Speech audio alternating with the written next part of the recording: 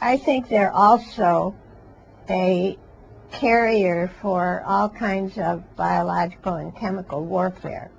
So I don't think they're dropping them on us right now, but they seem to be preparing. I think that they're getting people used to seeing these things, and they're getting the military used to doing it. So they're practicing.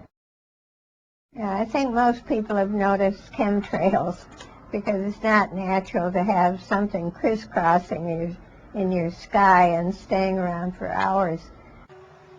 And so they could combat global warming this way. So one of the things they're trying to do, apparently, is put metal particles into the air. They fall down, you know.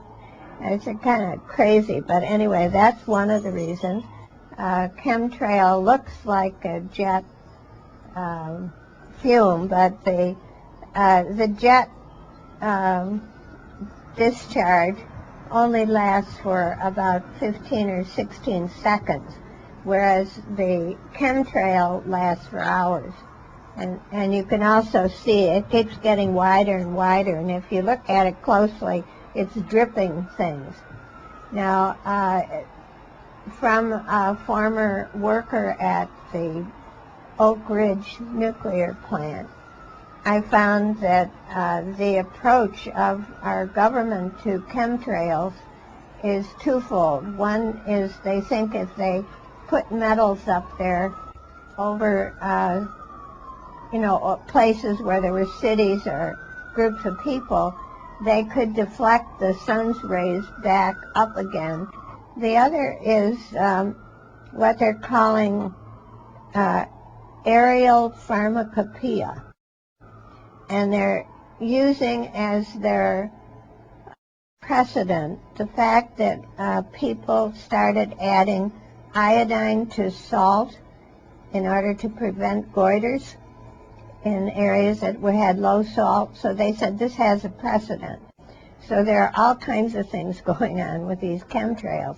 I think they're outrageous. They don't belong in our sky, and they're probably messing up things they don't even know about. And we don't need this kind of, dosing the population with unknown chemicals and messing up the body metabolism. So they can put chemicals into those chemtrails that come down on people and try to modify some of the bad effects of pollution. I think they're also a carrier for all kinds of biological and chemical warfare. So I don't think they're dropping them on us right now, but they seem to be preparing. I think that they're getting people used to seeing these things, and they're getting the military used to doing it. So they're practicing, and they're probably practicing with things they consider relatively harmless. Whether they really are, we get fooled by a living system. Things that we think are harmless are not. And I find it very reckless to be putting things into the atmosphere without telling people, without knowing what they're going to do. And it's certainly an outrageous approach to global warming. They ought to be joining the Kyoto Pact and reducing the harmful emissions, not adding more to the atmosphere. They totally deny it. They just say it's just the exhaust from a jet motor. They totally deny it. People have been trying to find out all over, what it is. I think there is an organization now in Phillipsburg in Pennsylvania. There's also a fairly large organization in Toronto. But I saw them over Paris. When you come in from overseas and you're up above the clouds, they're all crisscrossed like a checkerboard over Paris. It's over Geneva. It's so I mean, I've seen this myself. I'm sure it's over other countries. It's in England.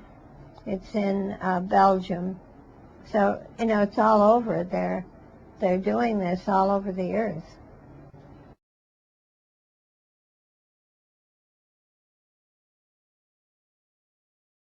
There has to be collusion, yes, because it's all over. I don't know. I don't know whether it's just Western Europe and the U.S. or because I haven't been in Asia recently, so I don't know whether they have it there. I mean, this might be just shared among friends.